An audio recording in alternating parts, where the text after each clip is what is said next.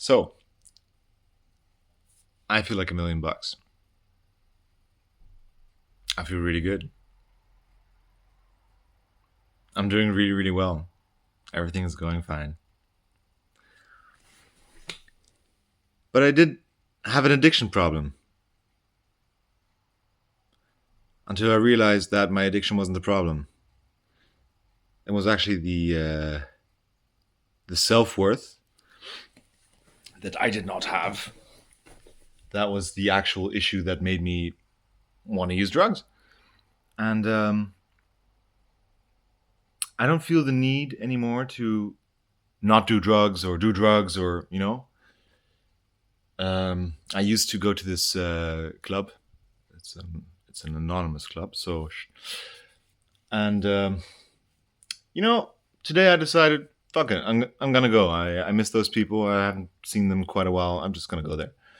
Went there 2 weeks ago as well, and just had a blast. Had a really good time. It was good. It was great to see these people again. Today I thought I'm gonna do the same thing. I just came from the sauna. Had a good workout. Had a good talk in the sauna. Was just a really, really good day. And I came there and I was a bit late. Not that big of a deal, but I came there and immediately the mood was just very, very low. I was like, okay, what's going on here? And it was nice weather outside, and people were having parties, and you could hear the sounds through the building. And in that room, it was just dark and just gloomy. And people come to these meetings to talk about their addiction because they're struggling. They're having struggles with their addiction, and I get it. I just didn't feel that mood or something. Well, anyways, so during these meetings, people talk and share, and I decided to talk and share a little bit about myself and about what I'm going through right now, and that I'm making excellent progress and things are going well. And I had we like after 45 minutes we have a little break, and then we went outside with a couple of people, and one guy wasn't doing so well. He was clean for like a couple of weeks, and just very gloomy guy. Not gonna get into any details or whatever, but he asked me how long my clean time was, and I was like, I don't know, like 2 weeks or something. In these meetings, you're not supposed to smoke weed, drink beer, and like all these things. They're just they take away your clean time, and I don't feel the need to keep tabs on my clean time and identify how well I'm doing in this world by how long I have been clean. I don't feel the need for that anymore. I used to do a hell of a lot of drugs, and it really fucked me up because I was running away from myself. I was running away from my feelings. I was running away from the feeling of not being good enough, which inherently caused me to have behavior that, yeah, confirmed that indeed I was not good enough. So I said, like, yeah, I don't know, like 2 weeks or something, and he just looked at me weirdly, and he said, like, yeah, but dude, I remember like when last year we both had quite some clean time, and you looked way more calm, and you looked way less insecure. And I was like, dude, what? What are you saying? I feel great. What the fuck are you saying, dude?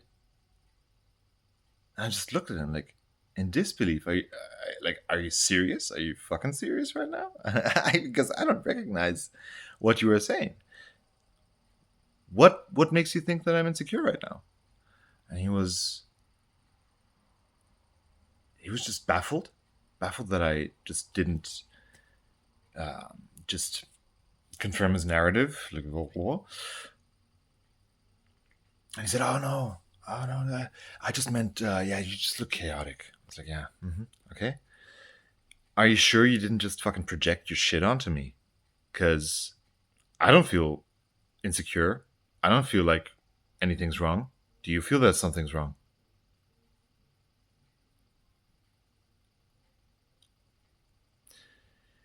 I just had to get that out there because, you know, I think NA meetings are great.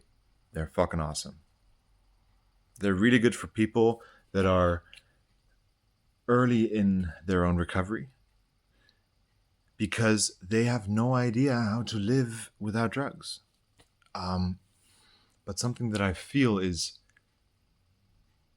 if you get stuck in this mentality of, I am Alex, I am an addict, if you start identifying as the addict and that you will never not be an addict, you will always fill your life with the thought of drugs. You will always fill your life with people that are drug users and that have issues with life and that have a hard time and that share their experiences in order to, help each other, which is great. I think that's fucking awesome.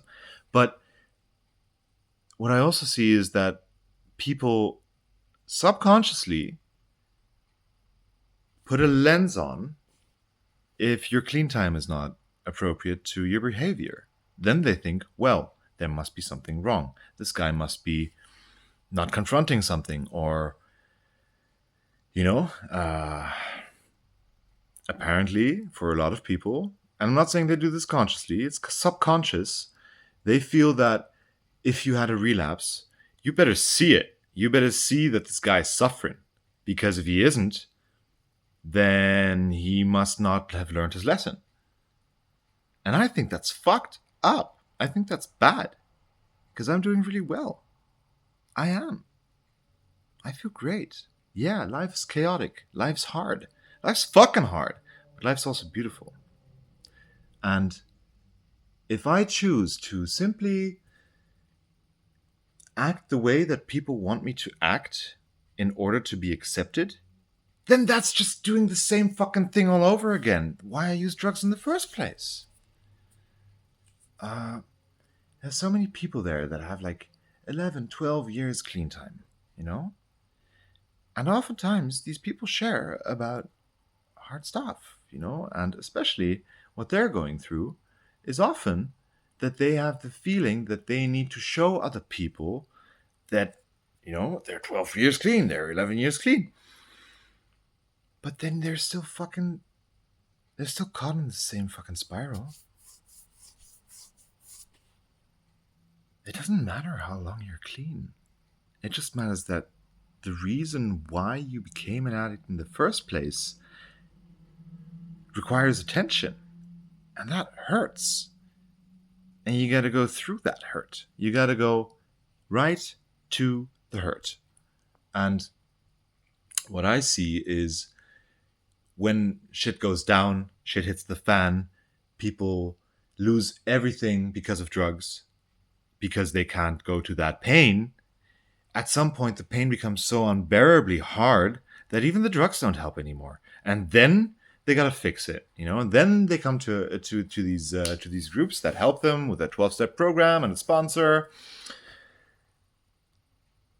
But it seems like and I'm not talking about everyone, there are people that actually really go to the nitty-gritty of it. And in principle, the 12-step program is made to go into the nitty-gritty of it, but then feeling good about it and feeling like you've reached something and that you're like a one-up or something, that you're like a level up